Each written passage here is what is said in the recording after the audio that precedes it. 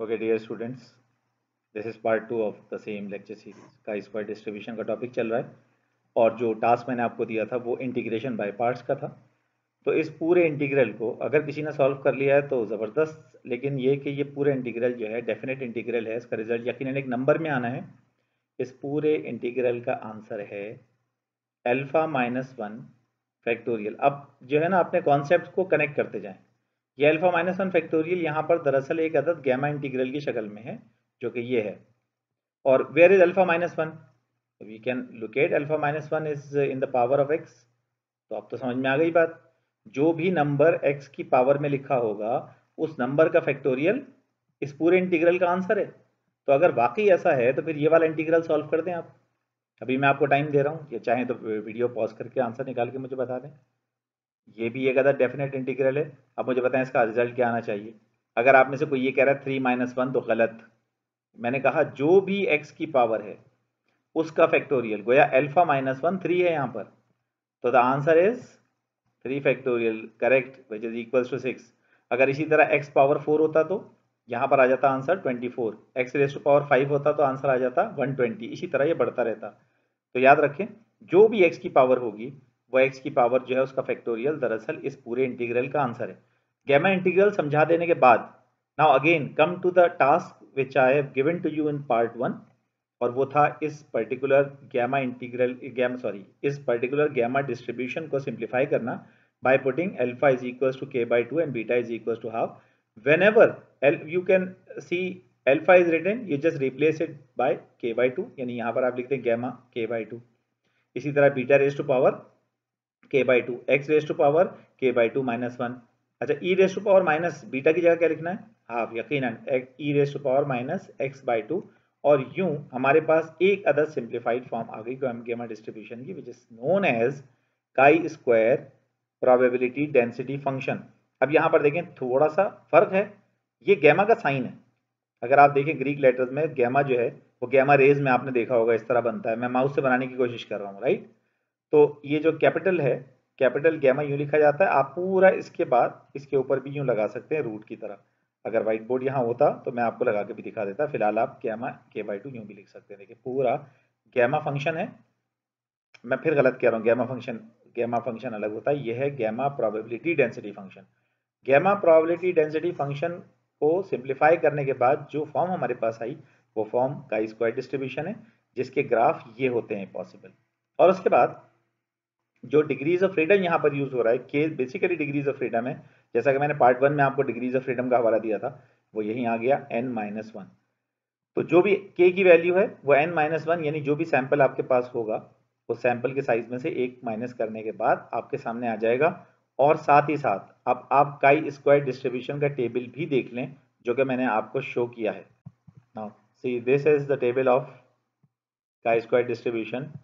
और ये पूरा काई स्क्वायर डिस्ट्रीब्यूशन का टेबल है। और इस टेबल में खास बात, सबसे पहले इसके टॉप पे मैं आपको बता दूं, लेकिन first asymmetrical distribution which is a positively skewed distribution has been appeared in your screen. अभी तक तो हम नॉर्मल डिस्ट्रीब्यूशन के टेस्ट पढ़ रहे थे, जी टेस्ट, और इसके अलावा हमने टी टेस्ट पढ़ा। इन दोनों टेस्ट के अंदर खास बात क्या थी? चूंकि सिमेट्रिकल डिस्ट्रीब्यूशन थी, लिहाजा हम दोनों जानिब के क्वांटाइल्स इस तरह निकाल सकते थे कि अगर एक साइड का if you have obtained left tail quantile तो ऑटोमेटिकली उसकी साइन को चेंज करके राइट टेल बना देते थे। लेकिन अब ऐसा नहीं होगा, क्योंकि यहाँ ये सिमेट्रिकल डिस्ट्रीब्यूशन नहीं है। It is started from zero. Zero से स्टार्ट होकर जाती है आगे की तरफ। और कहाँ तक जाती है? ये इन्फिनिटी तक इसकी रेंज होती है। अब आप देखें यहाँ पर भी अल्फा की मुख्तलिफ वैल्यू, जिस तरह आप लोगों ने if you to remember the distribution, the T distribution table, तो वहां पर आपने देखा होगा यहाँ पर अल्फा की वैल्यूज लिखी हुई थी। बिल्कुल इसी तरह काई स्क्वायर के सबस्क्रिप्ट में ये जो वैल्यूज लिखी हुई हैं 0.05, 0.025, 0.01, 0.005, ये सारी की सारी वैल्यूज अल्फा की हैं। तो काई स्क्वायर के सारे पॉसिबल क्वांटाइल्स लिखे हुए हैं यहाँ पर, और ये रहे डिग्रीज ऑफ फ्रीडम। तो इस टेबल को यूज कैसे करना है ये तो एक डिफरेंट टॉपिक है बिल्कुल, जिसके ऊपर मैं अभी डायरेक्ट नहीं आ रहा। हो सकता है कि इसके बाद वाले पार्ट में इस पे आए हम। फिलहाल तो हमें प्रूफ करना है कि काई स्क्वायर डिस्ट्रीब्यूशन किस तरह से आती है, ठीक है। ओके, सी हियर अगेन, ये काई स्क्वायर डिस्ट्रीब्यूशन का पीडीएफ है। कोई थ्योरेटिकल डेरिवेशन पे नहीं लेके जा रहा है मैं आपको। एम्पेरिकल डेरिवेशन यूजिंग टेक्नोलॉजी आप लोग कर सकते हैं। इस वक्त आप, मुझे यकीन है मेरी वीडियो को इस वक्त आप अपने अपने सेलफोन्स पे देख रहे होंगे। तो इट इज़ माय रिक्वेस्ट कि आप इस वीडियो को पॉज कर लें। अगर आपके पास लैपटॉप है तो बहुत अच्छा होगा, क्योंकि लैपटॉप के ऊपर काम करना ज़्यादा सूटेबल रहता है। तो जिन लोगों के पास अभी लैपटॉप नहीं है वो सिर्फ देख लें डेमोन्स्ट्रेशन को, लेकिन जिन लोगों के पास लैपटॉप है वो लैपटॉप ऑन करके माइक्रोसॉफ्ट एक्सेल जो है उसको ओपन करें। माइक्रोसॉफ्ट एक्सेल को ओपन करने के बाद मैं आपको बता रहा हूँ किस तरह से हम काई स्क्वायर डिस्ट्रीब्यूशन के वेरिएबल को जस्टिफाई करते हैं, यानी कैसे आया ये, इर्तिका क्या था इसका, एवोल्यूशन क्या है। तो काई स्क्वायर रैंडम वेरिएबल है यकीनन, and it is also said to be the sum of squares of standard normal variable Z. Z transformation बता चुका हूँ सबको, जी वेरिएबल्स क्या होते हैं ये भी बता चुका हूँ, एक दफ़ा फिर बता दूंगा आज के लेक्चर में भी। लेकिन जी की डिस्ट्रीब्यूशन तो नॉर्मल होती है, स्टैंडर्ड नॉर्मल डिस्ट्रीब्यूशन। काई स्क्वायर डिस्ट्रीब्यूशन कैसे बनती है, यकीनन अगर हम जी के वेरिएबल को स्क्वायर कर दें तो काई स्क्वायर का वेरिएबल बन जाता है। हाउ इज इट पॉसिबल, सबसे पहले तो आप देख लें theoretical aspect. Chi square distribution can be obtain by summing all the Z square values. अब जितने भी जी होंगे उन सबको सम पहले स्क्वायर कर दें फिर सम कर दें, और उनकी डिस्ट्रीब्यूशन जो होगी वो एक अदद काई स्क्वायर डिस्ट्रीब्यूशन होगी। मैं यहाँ से डेरिवेशन को कंटिन्यू कर सकता हूँ, लेकिन अभी चूंकि मैंने आपसे रिक्वेस्ट की है कि अपने अपने लैपटॉप पर एक्सेल को ओपन करें, तो एक डेमोन्स्ट्रेशन मेरे साथ साथ एक्सेल पर भी कर लें। ठीक है, are you ready to have that particular empirical proof? If yes, then go to MS Excel. Okay, here we are having the main screen of Excel, जहाँ पर ये स्प्रेडशीट मौजूद है, ये देख रहे हैं आप लोग, वही कॉलम्स हैं। एक्सेल मेरा ख्याल है शायद ही कोई स्टूडेंट होगा जो MS Excel पे काम ना जिसने किया हो, जो ना जानता हो। एक्सेल सब जानते हैं, और जो नहीं भी जानते मेरे साथ साथ आप चलें। तो आप एक्सेल में सबसे पहले जाएं डेटा पे। अच्छा, डेटा पे जाने के बाद डेटा एनालिसिस का एड ऑन यहाँ नज़र आ रहा है। हो सकता है कि आपके पीसी में ये डेटा एनालिसिस का एडिशनल इंस्टॉलर मौजूद ना हो, तो 5 स्टेप्स के ज़रिए आप इसको इन्वोक कर सकते हैं। वो 5 स्टेप्स अपने पास लिख लें। वो 5 स्टेप्स हैं: file, options, add ins, analysis tool pack, go. अब जितनी बार भी आप चाहें तो मेरी वीडियो रिकॉल करके रिवाइंड करके इसे सुन सकते हैं। जो ऑप्शन मैंने आपको बताए वो दिखा रहा हूँ। फाइल, ये रहा फाइल। ऑप्शंस, ये रहा ऑप्शंस।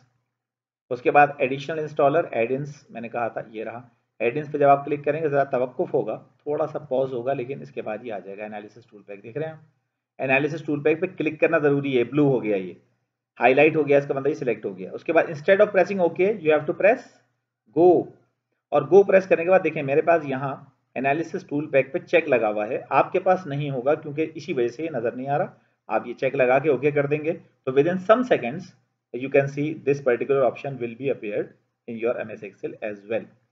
तो अब सबसे पहले हमें क्या करना है, हमें z वेरिएबल जनरेट करने हैं। स्टैंडर्ड नॉर्मल वेरिएट्स, स्टैंडर्ड नॉर्मल वेरिएट्स कैसे जनरेट करें, क्या होते हैं z variable, z quantiles, percentage points, inverse consideration of normal distribution. Recall my earlier lecture जहां पर मैंने आपको ऑब्जर्विंग क्वांटाइल्स बताए थे और z की रेंज भी बताई थी। What is the range of z variable, यकीनन थ्योरेटिकली हम लिखेंगे -∞ टू +∞, लेकिन ये कहीं ना कहीं -3 से +3 के दरमियान लाई करती है ये वैल्यू जो जी की है। और आपको डेटा ट्रांसफॉर्म करके भी मैं बता चुका हूँ कि किस तरह एक आम वेरिएबल एक्स को जी में कन्वर्ट किया जा सकता है। वो पुराने लेक्चर्स की बात मैं दोबारा नहीं रिपीट करना चाह रहा। फिलहाल ये जी वेरिएबल्स मैं सिमुलेट करूंगा, तो जिस तरह मैं सिमुलेट करूंगा वो मेरे साथ आप देखते रहें। सबसे पहले मैं गया डेटा एनालिसिस पे, मैंने यहाँ जाके क्लिक कर दिया। डेटा एनालिसिस पे गया तो ऑटोमेटिकली आप देखें बाय डिफ़ॉल्ट ये रैंडम नंबर जनरेशन के ऊपर होता है। रैंडम नंबर जनरेशन पे अगर ये सिलेक्टेड ना हो तो आप इसे हाईलाइट कर लें खुद से, ओके प्रेस कर दें। ओके करने के बाद वो आपसे पूछ रहा है कितने वेरिएबल्स हैं, नंबर ऑफ वेरिएबल्स कितने जनरेट करने हैं। हमने कहा एक, फिलहाल हम एक जी का कॉलम जनरेट करेंगे। कितनी वैल्यूज जनरेट करनी है, चूंकि हमारे पास प्रिविलेज है टेक्नोलॉजी का, 1000 वैल्यूज जनरेट कर लें। कौन सी वैल्यूज जनरेट करनी है, डिस्क्रीट नहीं बल्कि नॉर्मल डिस्ट्रीब्यूशन, ये रही नॉर्मल डिस्ट्रीब्यूशन, इससे जनरेट करें। और डिफॉल्ट पैरामीटर्स आप देखें, mean is 0, standard division is 1। It means के the standard normal variable z is going to be simulated, और वो हमें यकीनन न्यू वर्कशीट पे नहीं करना बल्कि आउटपुट रेंज डिफाइन की हुई है हमने। यहाँ पर क्लिक करें इसे, यहाँ क्लिक करने के बाद जब कर्सर इधर आ जाए तो उसके बाद आप इसे यहाँ एंटर करते हैं। देखिए हाईलाइट हो गया, थोड़ा सा बॉर्डर आ गया है यहाँ पर। अब वी आर